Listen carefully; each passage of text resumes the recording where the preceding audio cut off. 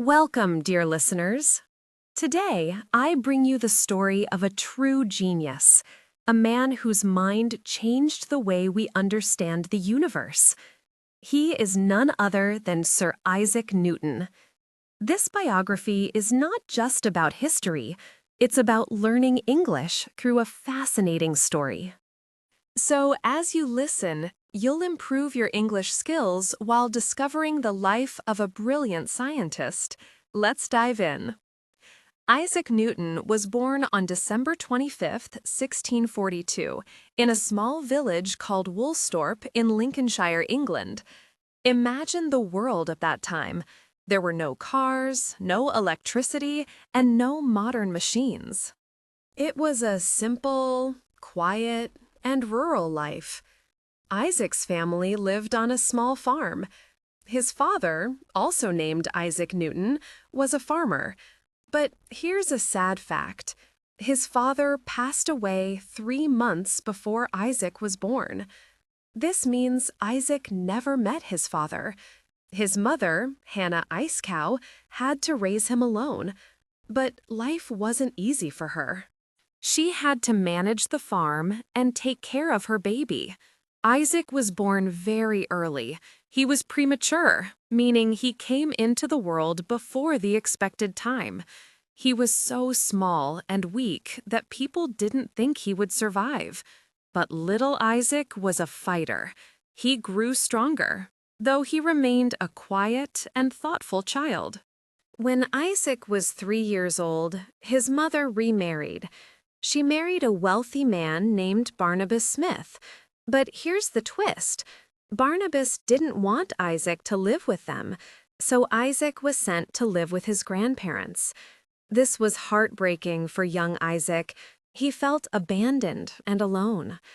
Living without his mother made Isaac a quiet, introverted boy. He spent a lot of time by himself, but instead of playing with other children, he loved building things. He made small mechanical toys and even many windmills. This shows how creative and curious he was, even as a child. Isaac attended the local village school, where he showed some interest in reading and learning. But when he was 12, he was sent to the King's School in Grantham, a nearby town. Here, he stayed with a local family because it was too far to travel every day. In school, Isaac wasn't the best student at first. He wasn't interested in schoolwork, and his grades were just average. But everything changed one day.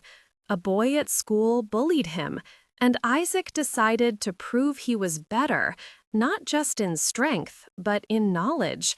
From that moment, he became a hard-working and brilliant student. Isaac loved reading. He read books about science, mathematics, and the stars. He often spent his free time observing nature, the movement of water, and the behavior of light. Little did he know, these simple interests would later make him one of the greatest scientists in the world. At the age of 14, another major event happened in Isaac's life. His stepfather, Barnabas, passed away. Isaac's mother decided to bring him back home to Woolsthorpe. She wanted Isaac to become a farmer, like his father. But Isaac wasn't interested in farming. He found it boring. Instead, he spent his time reading and building mechanical tools. One day, his uncle, Reverend William Aceco, noticed Isaac's intelligence. He believed Isaac was meant for something greater than farming. With his uncle's help, Isaac returned to school. He worked hard and impressed his teacher. By the time he was 18, Isaac was ready for the next big step in his life. He was admitted to Trinity College at the University of Cambridge. This was the beginning of his journey toward greatness. At that time, Cambridge was a place for learning about philosophy, religion, and basic sciences. However, the world was changing. People were starting to explore new ideas about the universe. This was the time of the scientific revolution, and Isaac would become one of its brightest stars. At Cambridge, Isaac worked as a servant to earn money for his education. He cleaned rooms, served meals, and helped other students. Life wasn't easy, but Isaac didn't mind. He loved learning and spent most of his time studying. His favorite subjects were mathematics, astronomy, and physics. He read books by great thinkers like René Descartes and Galileo Galilei. Isaac didn't just read these books, he questioned them. He wanted to understand the world in his own way. One of his favorite pastimes was watching the stars at night. He wondered how the planets moved and why objects fall to the ground. These questions would later lead to his greatest discoveries. In 1665, when Isaac was 23 years old, a terrible disease called the Great Plague spread across England. The university had to close to keep everyone safe. Isaac returned to his family home in Woolsthorpe. This time away from Cambridge turned out to be a blessing. Isaac had more time to think deeply about the universe. He called this period his Year of Wonders, and for good reason. While at home, Isaac conducted experiments. One day, while sitting under an apple tree, he saw an apple fall to the ground. This simple event sparked a big idea in his mind. He wondered, why does the apple fall down instead of going up or sideways? Isaac realized that the same force that pulls the apple to the ground might also control the movement of the moon and planets. He called this force gravity. This idea was the seed for his famous law of universal gravitation. During his time at Woolsthorpe, Isaac also began working on something new: calculus. Calculus is a type of advanced mathematics that helps us understand things like motion, change, and speed. Isaac's work in calculus would later become one of his most important contributions to science. Imagine this: a young man sitting alone in the countryside, creating a new branch of mathematics. It's incredible to think about how his mind worked. When the plague ended in 1667, Isaac returned to Cambridge. He became a Fellow of Trinity College, which means he was recognized as a brilliant thinker. 2 years later, in 1669, at the age of 27, he was appointed as the Lucasian Professor of Mathematics. This was one of the most prestigious positions in the university. As a professor, Isaac continued to explore his ideas. He built tools, performed experiments, and wrote about his findings. He didn't like teaching large classes, so he focused on his research. Around this time, Isaac began studying light. He wanted to understand how light works. Using a simple glass prism, he discovered something amazing. Isaac found that white light is not just one color, it's made up of many colors, like a rainbow. When light passes through a prism, it splits into red, orange, yellow, green, blue, indigo, and violet. This discovery changed the way people thought about light and colors forever. He also built the first reflecting telescope, which used mirrors instead of lenses. This telescope was smaller but more powerful than others at the time. It was a huge achievement and helped Isaac gain recognition among scientists. By his early 30s, Isaac Newton was no longer just a curious student. He was becoming one of the greatest minds of his time. His discoveries in gravity, mathematics, and light were revolutionary. People began to see him as a true genius. However, Isaac was not an easygoing man. He was very private and didn't like sharing his ideas quickly. He wanted to make sure everything he discovered was perfect before showing it to the world. This perfectionism sometimes made his life difficult, but it also ensured that his work was of the highest quality. He preferred working quietly and avoided the spotlight. However, this was about to change. A challenge from another scientist would push him to reveal his genius to the world. During this time, Robert Hooke, a well-known scientist in England, was studying the motion of planets. Hooke believed he had figured out the secret of how planets move around the sun. He proposed that a force, like gravity, might be responsible, but Hooke's ideas were incomplete. When Newton heard about Hooke's claims, he was intrigued. Newton had already done work on gravity years earlier, but he hadn't shared it with anyone. He decided it was time to put his ideas into writing. Newton worked day and night, refining his theories. He wanted to prove, without any doubt, that gravity was the key to understanding the universe. He calculated how gravity affects the moon, the Earth, and the other planets. His work showed that gravity isn't just a force on Earth, it's a universal law. In 1687, at the age of 45, Newton published his masterpiece, Philosophiae Naturalis Principia Mathematica, often called the Principia. This book changed the world. It explained the three laws of motion and the law of universal gravitation. Here are Newton's famous three laws of motion. 1. An object will stay still or keep moving in the same direction unless a force acts on it. 2. The more force you apply to an object, the faster it will move. 3. For every action, there is an equal and opposite reaction. These laws helped people understand how everything in the universe works, from falling apples to the motion of planets. The Principia was not just a book, it was a revolutionary moment in science. It made Newton famous across Europe. Scientists, philosophers, and even kings admired his genius. While the world celebrated Newton's brilliance, his personality remained the same. He was still a quiet, reserved man who preferred working alone.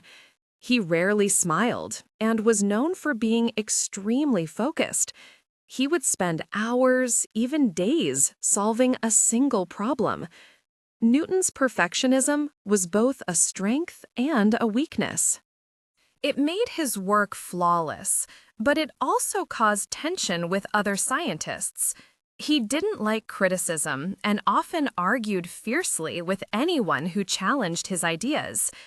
In 1696, Newton took on a surprising new role. He became the warden of the Royal Mint, the organization responsible for making coins in England. At that time, counterfeit coins were a big problem, and the economy was suffering. Newton brought his sharp mind and attention to detail to this new job. Newton wasn't just a scientist, he became a detective. He investigated counterfeits and introduced new methods to improve the quality of coins. Thanks to his efforts, the Royal Mint became much more efficient, and the problem of fake money decreased significantly. In 1703, Newton was elected as the president of the Royal Society, the most prestigious group of scientists in England. This position cemented his reputation as the greatest scientist of his time. A year later, in 1704, Newton published another major work, Optics. In this book, he explained his discoveries about light and color in detail.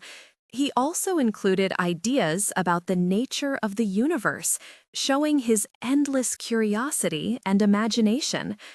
In 1705, Newton was knighted by Queen Anne, earning him the title Sir Isaac Newton.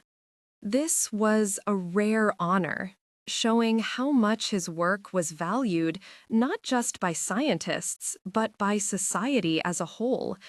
Newton's brilliance, hard work, and determination transformed him into a legend. As Isaac Newton grew older, his life took a different turn. By the early 1700s, Newton was no longer the young, curious scientist who worked tirelessly in his room. By the time Newton was in his 60s, he was widely regarded as a genius. However, fame came with its own problems. Many people admired him, but others envied him. Newton often found himself in arguments with other scientists who claimed credit for some of his discoveries.